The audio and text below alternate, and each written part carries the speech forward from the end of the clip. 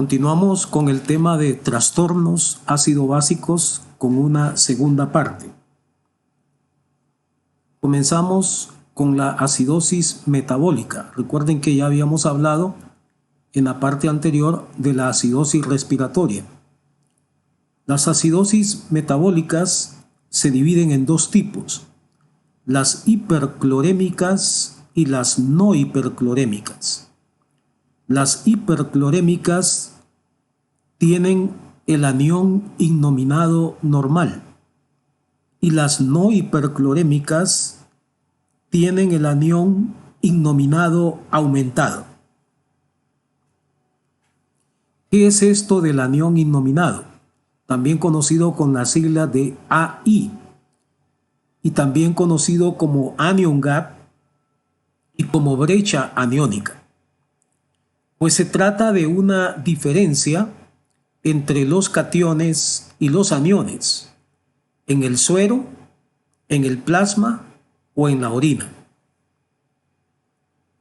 Aquí en la parte de abajo observamos dos ecuaciones o fórmulas que sirven para calcular el anion gap, o sea, la brecha aniónica o anión innominado. En la primera fórmula no se toma en cuenta el potasio y la fórmula es la siguiente: la concentración de sodio, que representa a los cationes, se resta de la suma, o se le resta la suma de las concentraciones de dos aniones, el cloruro y el bicarbonato. Entonces se suma la concentración de cloruro más la de bicarbonato, que son los aniones, y esa suma se le resta a la concentración de sodio. La otra fórmula es en la que sí se toma en cuenta el potasio.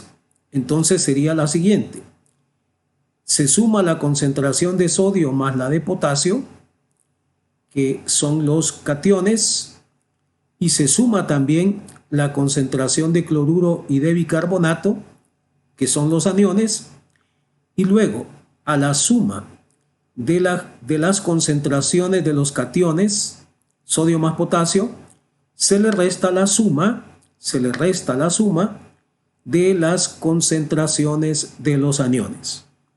Y así se obtiene entonces la brecha aniónica. La brecha aniónica normal es menor de 11 miliequivalentes por litro. La brecha aniónica elevada es aquella que está entonces por encima de 11 miliequivalentes por litro. Y la normal se considera generalmente en el intervalo de 3 a 11 miliequivalentes por litro, con un promedio estimado de 6 miliequivalentes por litro. Con respecto a las acidosis hiperclorémicas, estas se pueden producir por los siguientes mecanismos: pérdida de bicarbonato por los riñones, pérdida de bicarbonato por el tracto gastrointestinal y adición al líquido extracelular de sustancias con un alto contenido de cloruro. Con respecto al primer mecanismo, pérdida renal de bicarbonato, esto se puede producir a la vez por una alteración de la función renal que lleva a una acidosis tubular renal, conocida con la sigla de ATR, o bien se puede producir por fármacos que son específicamente inhibidores de la anhidrasa carbónica.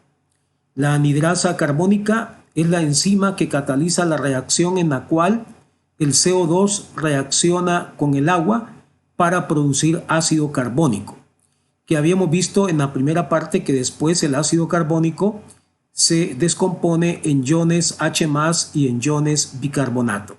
Y habíamos visto que esas dos reacciones ocurren en todos los líquidos del cuerpo, tanto dentro de las células como fuera de las células.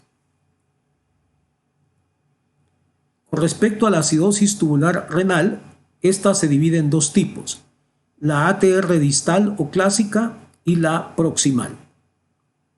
Con respecto a la distal o clásica, aquí lo que hay es una incapacidad de las células tubulares distales y del tubo colector para generar el gradiente de iones de hidrógeno normal que se presenta ante una acidosis. O en otras palabras, hay una incapacidad para secretar suficiente iones de hidrógeno hacia la luz del túbulo de la nefrona en la parte distal, en la parte del túbulo distal y del tubo colector, cuando hay una acidosis. El pH de la orina no es menor de 6, independientemente de la intensidad de la acidosis sistémica, lo que limita mucho la capacidad renal de excretar iones de hidrógeno como ion amonio. Los iones de hidrógeno, después de que llegan a la luz del túbulo de la nefrona, se pueden convertir en iones amonio y de esa manera van a ser eliminados. En cuanto a la ATR distal o clásica, las causas son las siguientes. Una alteración genética de la bomba de protones en el túbulo distal y colector que anula o disminuye su función. Y eso va a hacer que no se secrete o se secrete menos iones de hidrógeno hacia el túbulo distal y colector, y eso disminuye la excreción de los iones de hidrógeno con la orina. Nefrocalcinosis, que puede ser producida, por ejemplo, en casos de hipertiroidismo o de hiperparatiroidismo, pero también hay otras causas. Daños tóxicos en las células epiteliales tubulares distales, producidos, por ejemplo, por anfotericina B, vitamina D y tolueno. Pero también hay otras sustancias que pueden producir estos daños. Y luego tenemos que otra causa serían otras enfermedades renales, como el riñón esponjoso medular y la pielonefritis. En cuanto a la ATR proximal, esta se puede producir por una alteración de la función del cotransportador sodio-protón.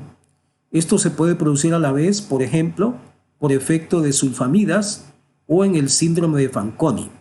Recuerden que el síndrome de Fanconi, como hemos visto anteriormente, es una tubulopatía mixta múltiple que se produce en el túbulo proximal, donde varios sistemas de transporte en la membrana de las células del túbulo proximal están afectados, y uno de ellos es el cotransporte sodio-protón. También la ATR proximal se puede producir por un daño tóxico del epitelio tubular proximal, lo que se puede producir a la vez por una intoxicación por cadmio o por tetraciclinas degradadas.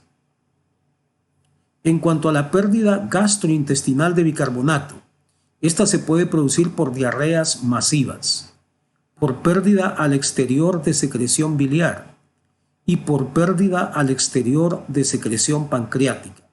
Estas últimas dos se producen por drenaje quirúrgico, generalmente.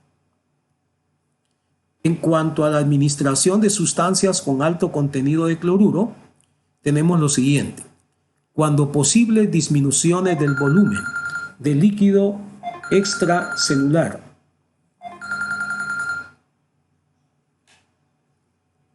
se intentan compensar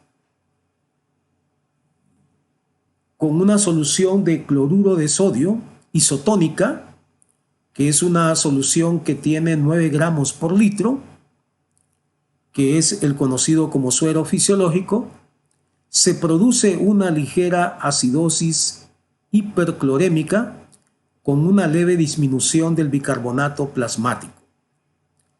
El mal llamado suero fisiológico contiene 150 miliequivalentes por litro de cloruro, mientras que el plasma tiene 102 miliequivalentes por litro. Como ven, ese suero entonces no es en realidad tan fisiológico. En cuanto a la acidosis metabólica sin hipercloremia, que es con un aumento del anión innominado o brecha aniónica.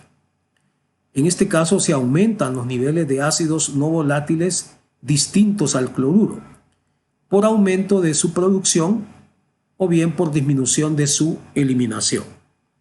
Entonces, en resumen, en la acidosis metabólica sin hipercloremia hay dos mecanismos de producción. Uno, el aumento de producción de ácido no volátil y dos, la disminución de la eliminación de ácidos no volátiles. Con respecto a lo primero, el aumento de producción de ácido no volátil se puede presentar en casos de diabetes mellitus.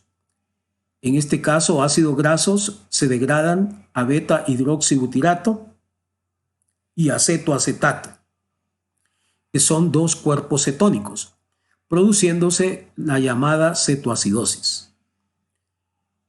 También tenemos que trastornos similares se producen en casos de ayuno prolongado, en hipoglicemia crónica o en intoxicación por etanol. El aumento de producción de ácido láctico es otra forma. En ese caso se produce la llamada acidosis láctica. Eso se produce, por ejemplo, cuando hay hipoxia tisular, en ejercicio excesivo, por administración de metformina, que sirve como hipoglicemiante para tratar la diabetes, y que en ese caso produce un trastorno ligero en el pH, pero es una de las causas. Tenemos la misma diabetes mellitus, la leucemia y otras causas. También tenemos el aumento de producción de sulfatos ácidos que se produce, por ejemplo, cuando hay administración de grandes cantidades de metionina. Y luego el aumento de otros ácidos, como por ejemplo la intoxicación con metanol, paraldehído o salicilatos. Y en cuanto a la disminución de eliminación de ácidos no volátiles, esto se produce cuando hay una capacidad renal para excretar iones de hidrógeno disminuida por una insuficiencia renal. En cuanto a las manifestaciones de la acidosis metabólica, estas dependen en parte del trastorno primario, el trastorno que esté ocasionando la acidosis metabólica.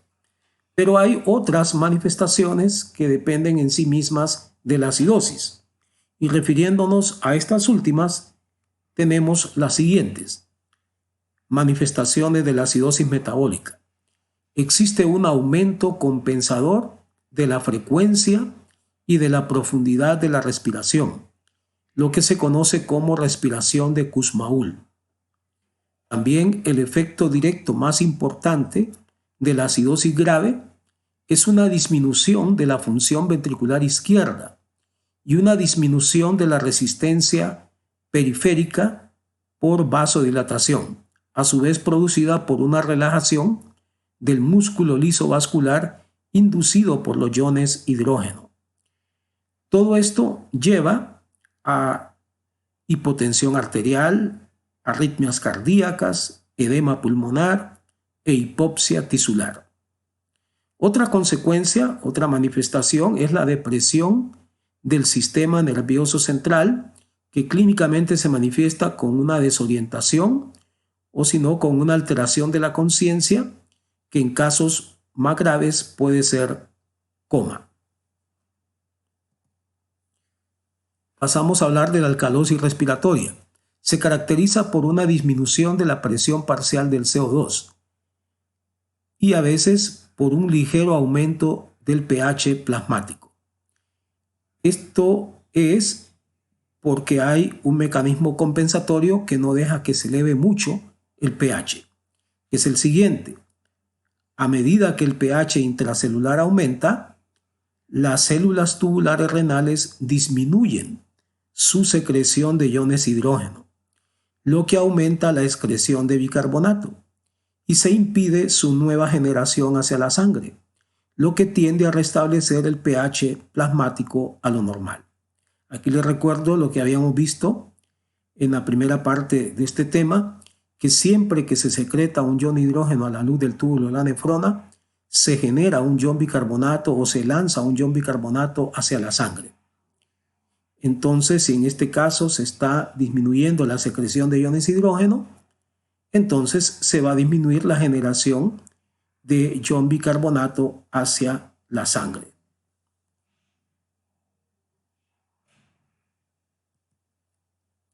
Las causas de alcalosis respiratoria son aquellas en las que se produce una hiperventilación por estimulación neuroquímica del centro respiratorio y aquella hiperventilación que se produce por ventilación mecánica o asistida. Con respecto a la hiperventilación por estimulación neuroquímica del centro respiratorio, esta se puede producir en los siguientes casos: coma hepático, fase aguda de intoxicación por salicilatos, intoxicación etanólica aguda. Con respecto a estas dos, fase aguda de intoxicación de salicilatos e intoxicación etanólica aguda o alcohólica, debo decir que posteriormente se desarrolla una acidosis metabólica, pero en la fase aguda es donde se puede producir la alcalosis. También tenemos otras causas de estimulación neuroquímica del centro respiratorio: ejercicio físico, tromboembolismo pulmonar, fiebre y un síndrome de causa desconocida que presenta múltiples alteraciones neuromusculares y de conducta. En cuanto a las causas de la alcalosis metabólica, estas se dividen en tres grupos: aquellas en las que existe una expansión de volumen y exceso de mineralocorticoides, aquellas donde hay contracción de volumen y exceso de mineralocorticoides, y por último, aquellas en las que hay una carga excesiva de bicarbonato.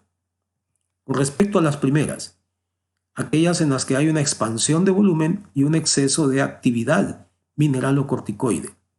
Aquí tenemos el aldosteronismo primario y secundario, en el cual se eleva la aldosterona, obviamente, la cual es el principal mineralocorticoide, la cual sabemos que aumenta la reabsorción tubular distal de sodio, cloruro y agua. Por lo tanto, va a producir expansión de volumen. El síndrome de Cushing, en el cual existe un aumento excesivo anormal de glucocorticoides. Los glucocorticoides tienen actividad mineralocorticoide, pero cuando existe una concentración normal de glucocorticoides, esta actividad no se manifiesta. Sin embargo, cuando existe un exceso, como en el síndrome de Cushing, la actividad mineralocorticoide de los glucocorticoides comienza a manifestarse. También tenemos la excesiva ingestión de regaliz, que tiene como principio activo al ácido glicirrínico, que es muy parecido estructuralmente a la aldosterona, pero que también tiene actividad, como la aldosterona, mineralocorticoide. Luego tenemos el síndrome de Liddle, en el cual hay un aumento intrínseco de la reabsorción distal de sodio y también aumento de la secreción de iones de hidrógeno y de potasio, por aumento de actividad de canales epiteliales de sodio. Y por último tenemos el déficit de potasio. En cuanto a las causas en las que se produce contracción de volumen y exceso de mineralocorticoides, tenemos aquellas en las que hay pérdida gastrointestinal de iones de hidrógeno, aquellas en las que hay pérdida renal de iones de hidrógeno, el síndrome de Bartter y la fibrosis quística. Con respecto a lo primero, pérdida gastrointestinal de iones de hidrógeno. Esto puede ser producido por vómitos repetidos y por una eliminación de contenido gástrico al exterior. La pérdida renal de iones de hidrógeno es producida por efecto de diuréticos. El síndrome de Bartter es producido por una alteración en el cotransporte sodio-potasio 2-cloruro, en el asa de Henle y en la mácula densa. Esto debido a un trastorno genético. Y con respecto a la fibrosis quística, este es un trastorno genético con pérdida de cloruro de sodio por medio de las glándulas sudoríparas. En cuanto a la carga excesiva de bicarbonato, se puede producir de tres maneras: por una ingestión excesiva de bicarbonato o de álcalis, por una transformación de ácidos orgánicos en bicarbonato, y se puede producir en el estado post-hipercápnico. Con respecto a lo primero, ingestión excesiva de bicarbonato o álcalis. Si hay un consumo excesivo de bicarbonato o de álcalis, más una disminución de la capacidad renal de excreción de bicarbonato. O sea que se tienen que dar esas dos condiciones. Y un ejemplo específico sería el siguiente. Cuando hay úlcera péptica en tratamiento con bicarbonato y con leche en forma continua, que produce una hipercalciuria o una nefrocalcinosis. Y esto lleva a la vez a una insuficiencia renal grave. Luego tenemos la transformación de ácidos orgánicos en bicarbonato. Esto se produce durante el tratamiento de la acidosis metabólica aguda, en que la administración de bicarbonato más la conversión de ácidos orgánicos como lactato y acetoacetato en bicarbonato pueden dar lugar a una alcalosis metabólica. Y de manera similar en el ayuno, cuerpos cetónicos se pueden convertir en bicarbonato produciéndose alcalosis metabólica. Y luego en el estado poshipercápnico. Esto es cuando la hipercapnia secundaria a una acidosis respiratoria se corrige rápidamente. Los riñones aún retienen bicarbonato como consecuencia de la acidosis y pueden aumentar entonces el bicarbonato plasmático. Finalmente hablamos de las manifestaciones clínicas de la alcalosis. Tenemos que hay una excitabilidad del sistema nervioso, pero en primer lugar la excitabilidad es en el sistema nervioso periférico y más tarde se produce en el sistema nervioso central. Es decir, en ese orden. La hiperexcitabilidad periférica puede producir una contracción excesiva y continua de músculos esqueléticos, lo que se conoce como tetania. Si la alcalosis es profunda y mantenida, puede producirse tetania de músculos respiratorios y darse muerte por asfixia. La hiperexcitabilidad del sistema nervioso central en casos leves produce una inquietud inexplicable y en casos graves, en personas susceptibles, es decir, personas epilépticas, produce convulsiones.